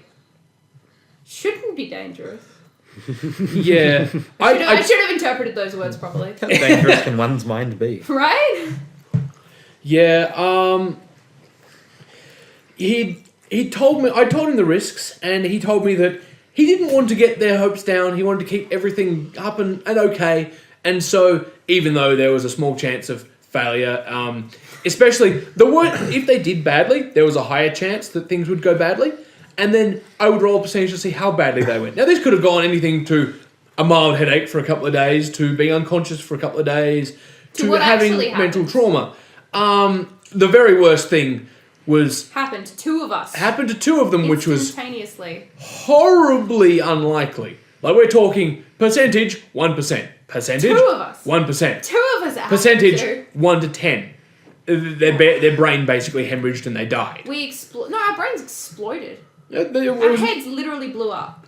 No, it wasn't. Your heads didn't blow up, because I said basically as you appear, you kind of slump to the ground. That's the image that I've been scarred with. Right. I mean, you can be scarred with as many images. They were the first two actual permanent character deaths that we had. Yeah, that was kind of. It was Frida and Nameless Blah character number 1. He was a. It was a Rakshasa. Yeah, Yeah, he was a Rakshasa. cat. He was a cat girl. I can't remember the name though. Nya. It's probably Nancy or something like that.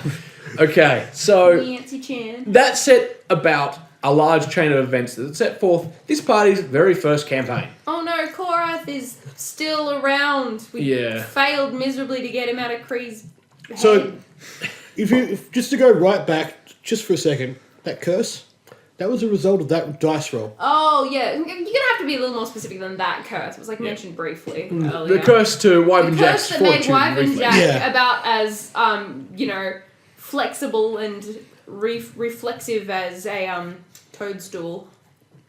Wyvern Jack had that curse for the entirety of this. Yeah, we all had our scars to bear. Some of us death. Also, the Was fear our of skull. yellow. Yes, a fear of the colour yellow. Actually, there were a couple of amusing curses from that particular thing that the people who survived managed to garner. You had a fear of yellow. You lost your ability to read, didn't you? Or was that much later? I know I did at one point, but I'm not sure if it was I because can't of that. remember if that was the reason that happened. One of the characters, Kia, she lost the ability to comprehend the concept of left.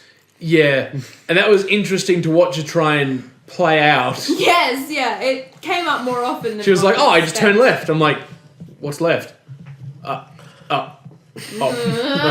This isn't right. Yeah, Yeah. And then there was always Zax as well, the lizard ranger. he had the who got fear eaten of by- flapping He had the wings. fear of the sound of flapping wings. Yeah. It was a lot of very, very random things at this point. We'd already dealt with magical fears once or twice.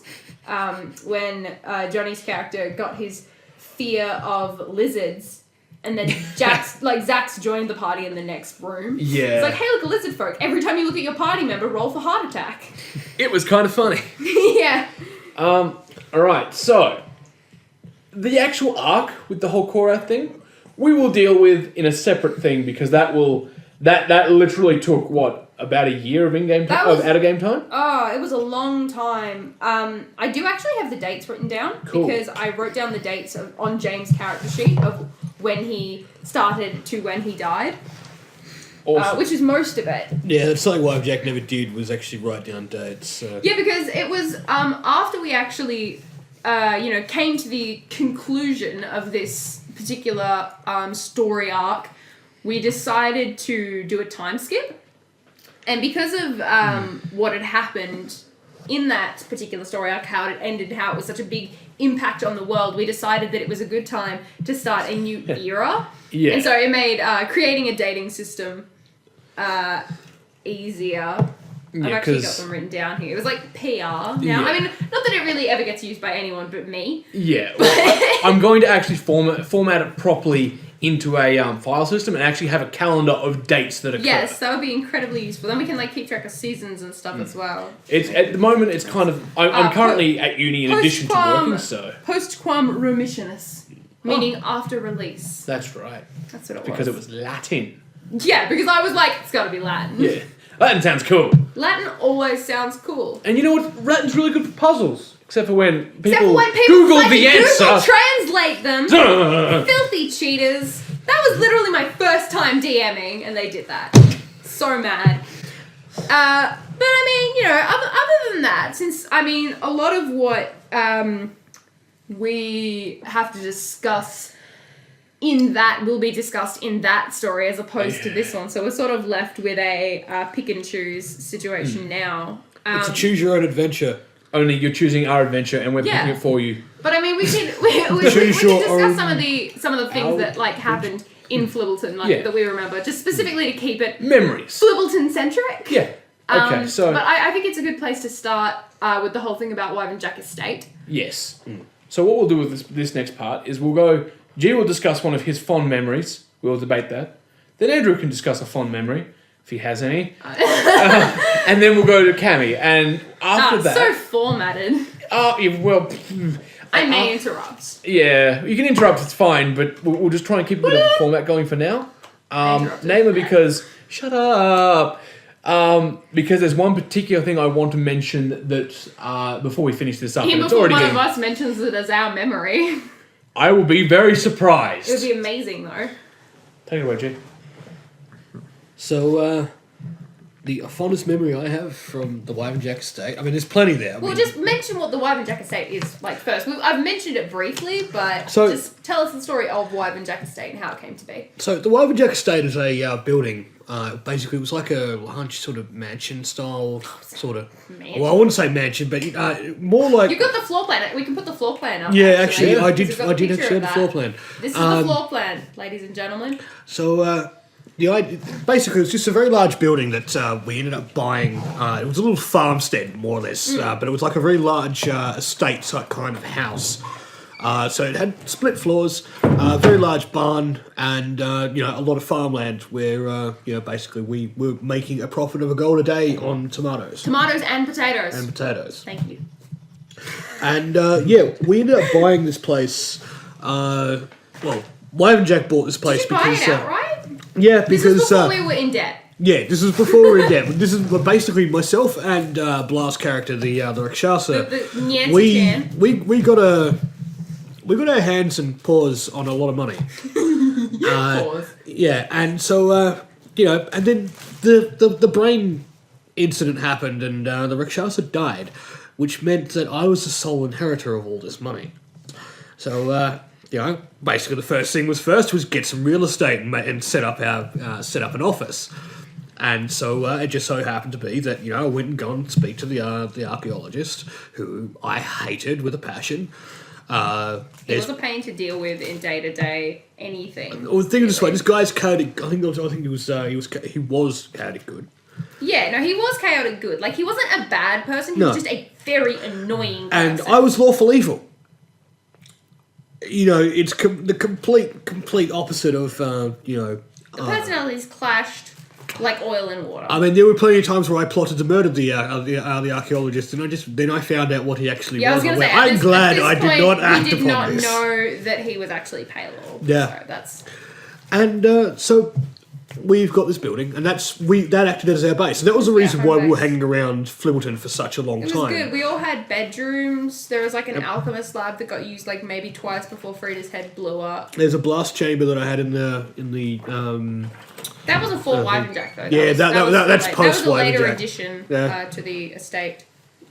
So that is essentially the estate. One funny thing to mention actually is that we needed hired help to essentially take care of the potatoes and the tomatoes. And didn't that hired help essentially just become little clones of the archaeologist working in the fields? Yeah.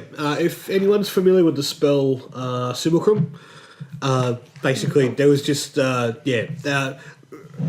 basically effectively clones that are made out of snow and ice, and they literally look like the human counterpart that actually made them, and they were out and about, basically dealing with the farmlands and having a good time.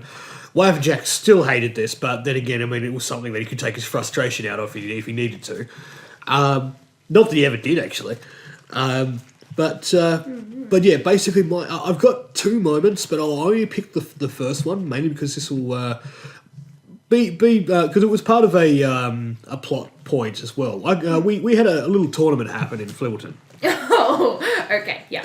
And we won this tournament, and we got to the point where they gave us their prizes, and they all gave us a limited wish. And, us being like level 7, level 8, limited wish, hell yeah. Heck yeah. So, it was just one, though. We didn't get one each. It was just a collective wish, wasn't it? No, I'm pretty sure everyone got one. I think it was just a single collective wish. Because it was limited. Okay. Yeah. I just don't remember. I'm pretty sure we all got a limited wish because I wanted to teach my Orc Barbarian to read. Yeah. That's right, you used a limited wish on that. So, I just don't remember. So basically, I ended up writing out that I don't actually have it written down, but I wished for 200,000 gold. Yeah. And I never specified where it should come from. And it came from Arcana Industries. And it appeared. And I remember, all I remember was I wrote that I wanted to appear at the Wyvenjack Enterprises estate, and in a chest, blah blah blah. Sort of wording it all correctly so I don't get screwed over. Was this actually before you were rivals with Arcana Industries? Yeah. I know that your character was an ex-employee who had amnesia. Yeah, and basically, I remember writing in my diary going, so Arcana Industries are probably going to be $200,000 short, or gold short. I'm sure this is not going to come back and bite me in the ass. And it didn't. It didn't. It came to bite me back in the ass. Gosh friggin' dang it. Inherited debts and problems. So, Andrew? A bit later on, after my elf sorcerer died, I decided I want to play a character that actually has hit points. So I went with a half-orc barbarian named... That's definitely hit point heavy. Yes, named Raw. R-A-W. Aptly named. Yes. The first time we met the gnome that everyone hates, I was not very smart. That's fairly standard. Yeah, fairly standard for a barbarian. It's fairly standard for Andrew. Yes. So we go into his house, and the gnome's about to sit down to eat dinner. Roast chicken. So the party... Right! I forgot about this. The party starts to talk to the gnome about whatever we're was talking because about. At this point, we were preparing to go to the realm of fire, whatever it was, the plane of fire. And so we had to discuss with him magical items and forms of protection and stuff because we had nobody else we could go to at this point. Yeah. While they're all talking, I sit down at the spot at the table set with all the food and start eating the chicken. After a while, I interrupt to tell the gnome that this is a nice meal he's prepared. And he looks over and goes, "That's not my meal." And I look down and I am currently with his chamber pot, eating out of it. I look down, shrug, continue eating. Sounds about right. Okay, so is that the end of your story? Yeah, that's the end of that. Alright, my story happened during the time that Wyvern Jack was still alive and Jane was one of his employees. Now, at this point, we didn't have any major quests going on. We were just like, yeah, we're going to do some smaller things while we're in town, see what we can find. No saving the world. No saving the world. Nothing that drastic at this point. And so we looked into, some things, rumours that were happening in Flibbleton, and we heard some rumours about a witch. And so essentially the party decided, okay, so we're going witch hunting. Sounds like a good plan. Now, myself and this other player's character, Hugh G. Iceberg, who's been mentioned a few times. Now, James and Hugh had become pretty good friends at this point, so they were like best buds. Oh, I was just going to point out, I've written down here, the party's looking for work. The first job, crew a ship, not too long. Find a dog, nope. Witch hunt, all right. That was the only words. Okay, so while everybody else in the party decided to go and talk to a couple of our, acquaintances in Flibbleton, see if we can find any more information, Jane and Hugh, being the geniuses that they were like, witches equal cats. So we're going to go looking for cats, because if we find cats, it will lead us to witches. Flawless logic. Obvious, plot hole in the story. We were going to, use this. We both disguised ourselves as cats. This is my first time using the disguise roll. Also probably one of the last. I did roll a natural 20 on my disguise to make myself look like a cat. Unfortunately, being that I was a grown man trying to disguise myself as a cat, this ended up being me drawing mud whiskers on my face. And so we started, going around looking for cats. Eventually, we do actually manage to find 2 of them. We picked the cats up. We found these cats, do some handle animal. We're just patting them, then mostly not mauling us. And eventually the rest of the party, kind of annoyed and fed up with us, they'd also been dealing with some sort of crazy madman you were trying to get information out of, I remember. Oh, right. Yeah, there was a madman. I don't think we ever dealt with him again. But not exactly, no. Okay, I don't want answers. So, you guys were already kind of annoyed, but you were, especially annoyed at us for essentially wandering off and not helping. Despite the fact that obviously we were carrying the party at this point in the quest. And so Zax, the lizard ranger, who we've mentioned a few times, in a very outraged sort of state. Also, being a ranger, he was all like, "Stop mistreating those animals, they deserve our love and respect." And of course, we were respecting them. We were just showing them our love for them without their willingness. I think most cat owners understand that. And so he goes to punch Hugh G. Iceberg in the face in some outrage to sort of show him what's what. Unfortunately, though, in an attempt to hit him, he rolled a 1 and hit the cat instead. Now, we run critical fumbles, so you roll a 1, so, something bad can happen based on what you're trying to do. In hitting the cat, the poor, sweet house cat with 1 hit point, maybe 4 at max if they're a tough cat, I don't freaking know. Just broke its neck, spine, face, everything, and just let out a pitiful mew as it departed from this world.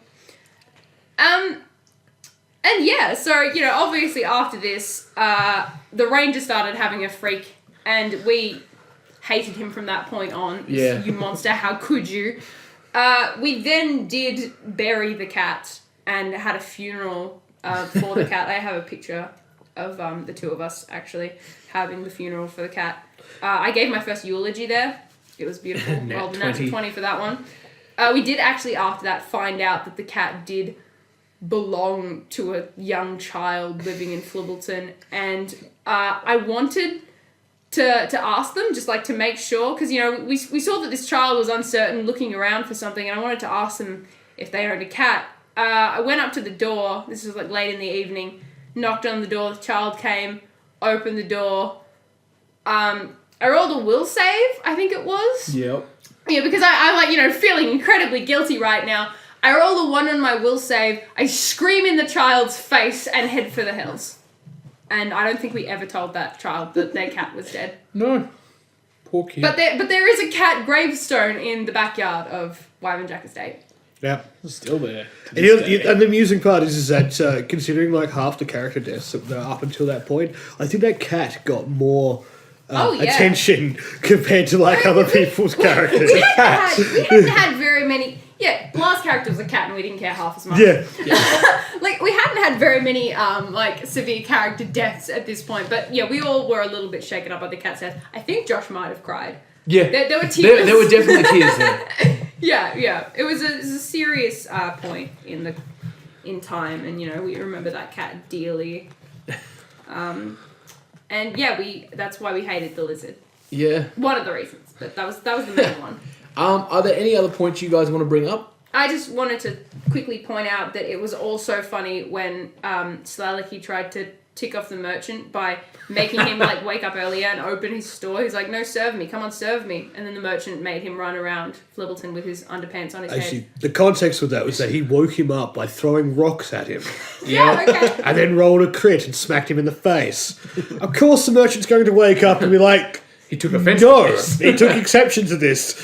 And the last thing he knew, we see, we're going about daily business, and we just see the demon hunter running through the streets, completely stark naked with his underpants on his head, going, "I'm an idiot! I am an idiot!" running around for the next 12 hours. It was It wasn't quite 12 hours. We did usher him inside and put clothes on him. it was hilarious. It was very funny, yes. Right, so anything else you guys want to mention about Flibbleton before I get on to where it is now? And Well, all of the things that I sort of want to mention are all the legacy at this point, so... Yeah. we'll mention the legacy after this point. Yeah. Okay, so Later that same Flibbleton. Flibbleton has undergone quite a lot of changes recently, as some of you might already know. This is about 8 or 9 years later. Yeah, there was in-game? Not out of game, I'm not that old. No, we're not that old. No, in-game, it's getting close to 10 years now. Oh, okay, yeah. Yeah. So, Flibbleton has changed quite a bit. It has had to evolve through the Korath conflict. Among other things, there have been smaller wars and a current potential war that's been brewing. Where Flibbleton has become very much like a military state. I like it. That one's not my fault. Yeah, well, there's very few and far of those in here. So, the walls are currently completely steel. Or every single building has been reinforced by metal of some description, some adamantine, some plain iron based on the importance of the house and the readiness of the materials. All done by the blacksmith. The gnome is also there, and we refer to him as the gnome. For those of you that don't know, his actual legitimate name is Gnome Gerald Gnomington. More commonly referred to, not affectionately, as Gnome G. Gnomington. Yeah. Or Triple G. Triple G by those that know him in the club. Okay. And they've been dealing with something. They've currently got a plot that's been developing that we'll be dealing with next week, at least partially, that has been currently developing ever since the gnome arrived there. And the gnome arrived less than a week after the archaeologist's disappearance, which we will touch on something later. That's important. The merchant is also no longer there. Yes, He has a store somewhere else. The merchant has moved and has a store, if you have a map to look at, like the one we'll no doubt be putting up, in the place that is now called Yorth. It used to be It's going to take me a while to find it here. referred to the Adventurers Outpost. Okay, yep, I know where it is. Yeah. No, I don't. Now, I lied. Slightly northeast of Maktar. More east. Out of the three states of the I was just going Protectorate. through the never eat soggy wheat mix in my head. It's the only way I remember it. Yeah, that's fair. Found Pretty sure Yep. the photographer's just like face palming right now. it. He went to all this, haven't All right, so Key, like one of the those. merchant has moved and settled down, set up shop there, somewhere a little more peaceful, where he doesn't have to deal with the gnome. Those two never quite did get along. Don't know why. Yeah, no idea at all. It wasn't the fact that he ran him out of business. Look, there are big issues. Yeah. Okay, so the gnome is currently sitting on a large, we'll say, imprisonment of a powerful creature. And due to this, has been slowly going mad as time goes on. Madder. He started off as a trickster. He's gotten to the point where he is willing to play with people's lives because he's bored. More so than he was before. It's gotten very dangerous to not just the inhabitants of Flibbleton, but the world. He's currently at war with the Adventurers Guild because he is commanding greater devils and demons that he has bound to him for nothing other than his enjoyment. He takes great enjoyment in having a pit fiend turned into a tiny fluffy kitten with pink bows, who he then lends to people to do jobs that he himself is too lazy to do. Look, at least that cat won't die in one hit. No, that cat will then devour your family and steal their souls. Yeah, I mean, but it'll look cute while doing it. Okay. Yeah. Okay. So currently Flibbleton is in a very dangerous state. It is on a knife's edge as to which way it will go. I will find that out next week. Others will find out next week. Some others may not find out until they turn up. To be continued. Dun dun dun dun. But as it stands, Flibbleton's fate is very sketchy. What, a 5% chance? Well, a little more than that I see these what you days. said. A random mast falls from the ocean. And crushes Flibbleton Flibbleton. in its entirety. Impressive. Now, the characters in Flibbleton have been there for a very long time. And if anything were to happen to them, I would be sad. If not just for the fact that a character that has been played and retired disappears from the continuing narrative. But sometimes, especially with how things have progressed, it's inevitable. I mean, these things happen. Yeah. Happen, all right? I mean, there was once a big capital city in this world Yeah, called Lurasic. That was the thing that happened. Was Now... definitely not my fault. No, that one actually wasn't. I helped, though. Yeah, that's... I mean, you helped with a lot of things that you really shouldn't have. That nobody wanted my help with. just trying to be a helpful person, you know? I mean, in a Okay. legitimate sense, I actually helped. Yeah, you actually did help. Yeah, Good job, G. in a good way. We have a new Lurasic though. Yeah, we have a new one. There was always two sections to Lurasic. There was Old Lurasic, which was the original one, that they built, they maintained. Lurasic wasn't built in a day. No, it wasn't. At least 2 years. At least 2 days. At least. So Lurasic was built and maintained, then it got overtaken by undead and evil. They then moved to New Lurasic, which was, New Lurasic at the time, which they referred to the old one as Old Lurasic, and it was cursed, and they didn't want to go there.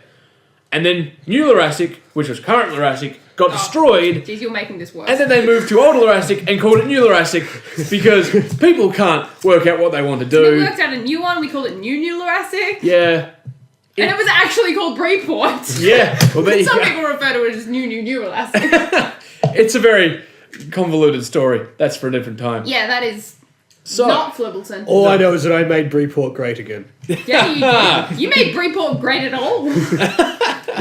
all right. So, what do you want to bring up? Oh, I just wanted. One of the main reasons, obviously, that I will be sad if Flibbleton ends up going kaput, is because it's become. I mean, not only was it an important place in the lives of our characters, but because of the influence that our characters had in that place, we've also got a bit of a legacy there. Yeah, well, There's a book in this world entitled "The Heroes of Legend," authored by probably the, least good person to have written it. I don't Mr. know. What I'm saying. Gnome. Yeah, Mr. Gnome G. Gnomington. He was an intimate friend of all of the heroes. Friend of all of us, even though most of us kind of hated him. But to be fair, he did, when we were like in the plane of fire, watch us through our amulet. So he kind of had like a live TV show. So he did know us probably quite intimately, more intimately than we care to know. He knew a lot more than they did of him. I guess that's not hard, but... No. But either way, in Flibbleton, I don't know if they still do it, but at one point, about 2 or 3 years ago now, in game, the people of Flibbleton would have was it a monthly ritual? Yeah. Yeah, a monthly ritual where they would come to this statue in the middle of town, where they'd basically erected a statue of our original party, the Wyvern Jack party. Party numero duo.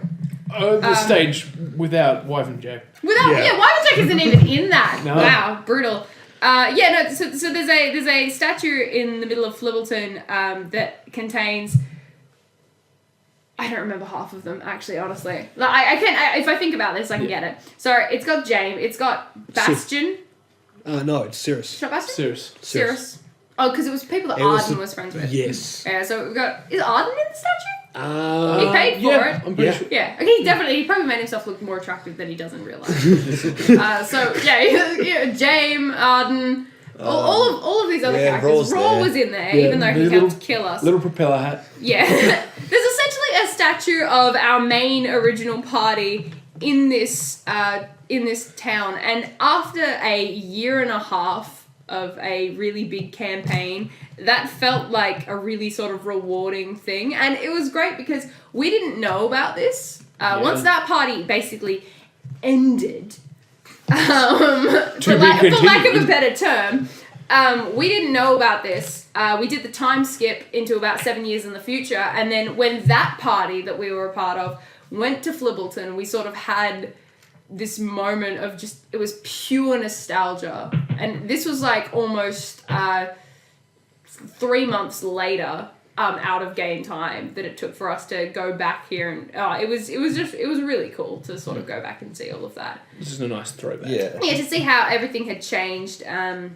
Wyvern Jack Estate is currently a stable. Yeah, run by a previous character. Wyvern Jack would not be proud. Wyvern Jack's like, where's all the dead people? Stable? I wanted a graveyard! Where are the manta rays? There is a sort of graveyard out the back. There is actually a graveyard, both of collectively dead characters, one dug up grave, and a cat. I had plans for those graves. Never got to use them. Yeah, you did. Yeah, necromancers. I was going to bring everybody back and have a party, but I think the paladin might have an exception to that. We did make you a headstone there, though. Yeah. You're not buried there because you're at the bottom of the ocean, but just full of barnacles. Yeah, if anyone wants to go and find their bodies and things, there's some cool stuff there. Cough, plot, cough.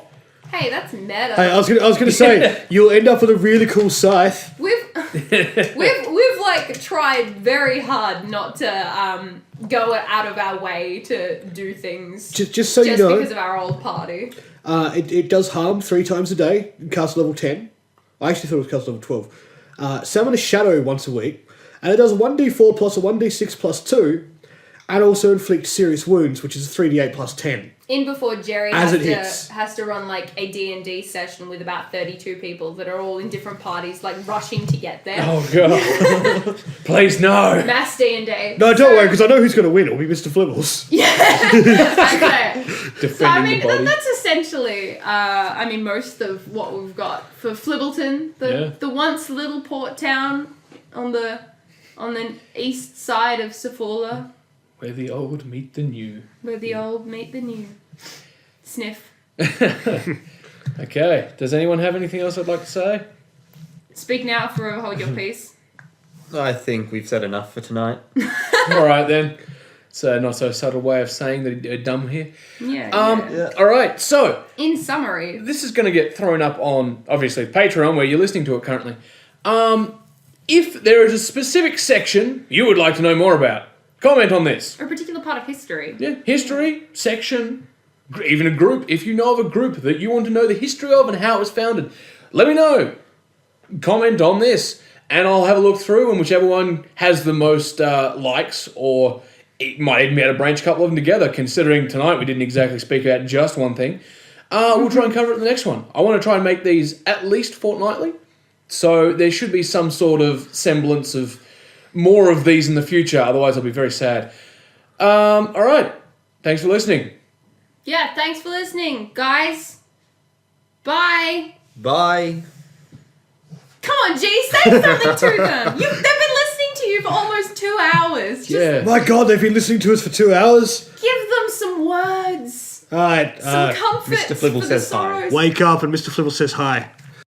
Thanks for joining Of Dice and Men for a drink and a story. We hope you had fun. If you'd like to learn more about the land of Pethuania, check out their Patreon. And don't forget to tip your hat or buy a drink for their faithful companions Roger Billing, Shorty's Gaming Hub, and Alec Shea. We hope to see you again soon.